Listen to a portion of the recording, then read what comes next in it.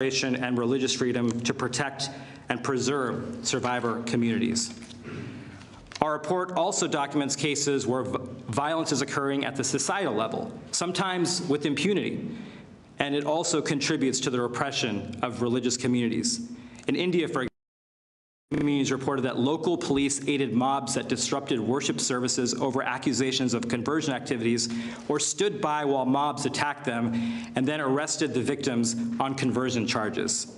Just last week, we witnessed 2 brutal killings related to accusations of blasphemy. A mob in northwest Pakistan dragged a man accused of blasphemy from a police station and killed him, while in Nigeria, a mob stoned a Muslim man accused of blasphemy. Such blasphemy laws criminalizing speech are ineffective because they fail to address the underlying causes of bigotry. And in fact, they are often counterproductive in seeking to maintain order. Because as we've seen too often, blasphemy laws frequently serve as a pretext for mob violence and even contribute to radicalization and recruitment into violent extremism. All of these dangers and developments are occurring against a backdrop of rising hatred and bigotry around the world, including a sharp rise in anti-Semitism and Islamophobia. The horrific terrorist attacks of October 7th produced the deadliest day in Israel's history.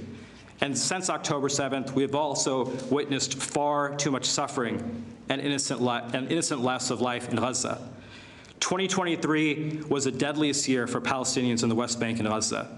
While we remain hopeful for a lasting ceasefire, a sustainable ceasefire must not be the condition for protecting civilians' houses of worship, including churches and mosques and other civilian objects, and providing humanitarian aid to those in need.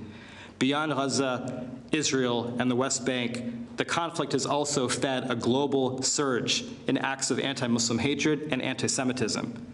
The Secretary has spoken very powerfully about the far-reaching impacts of dehumanization. And all of us have the responsibility, starting with ourselves and starting with our families, to counter dehumanization and promote respect. That is a critical goal that will lead us to the future that we seek in the long run. That's the vision that gives us hope, even as we continue the tireless work to help those who are facing oppression around the world. We're also hopeful because we know the powerful change that's possible when governments and civil society come together to stand up for human rights, including for religious freedom. Today, as a direct result of relentless advocacy, including by those of you who are here, many people who were once unjustly imprisoned are now free and again contributing to their communities. Asia Bibi is no longer in a jail in Pakistan facing a death sentence. Miriam Ibrahim and the daughter she gave birth to in a Sudanese jail are free, and Miriam now advocates for the rights of others. Nguyen Bach Chuen is free and reunited with his wife, who fought tirelessly against his unjust detention in Vietnam. Bishop Rolando Alvarez, while exiled from his home country of Nicaragua, is with his fellow priests at the Vatican. And after a perilous path out of Iran, Fatima Mary Mohammadi is now able to tell her story about her quest for freedom. More than 60 members of the Shenzhen Holy Reformed Church, who I welcomed upon their joyful arrival to the United States, can spend their Sunday mornings together in safety and not hiding from PRC authorities. That's what this work is all about, and that's why it is so important for this report to cast light on all those who are facing religious persecution around the world.